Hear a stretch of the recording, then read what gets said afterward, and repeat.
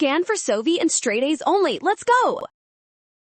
To solve this problem, A, the AD over AS graph shows Y sub 1 left a vertical LRAS at YF.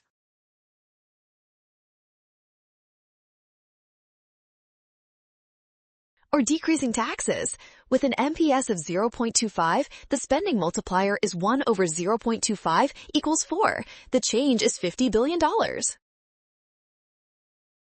Since the gap was $800 billion and GDP grew by only $200 billion, the new output Y sub 2 stays below YF.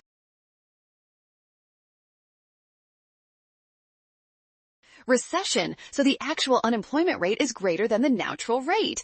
Increased private savings shifts the supply of loanable funds right, decreasing the real interest rate.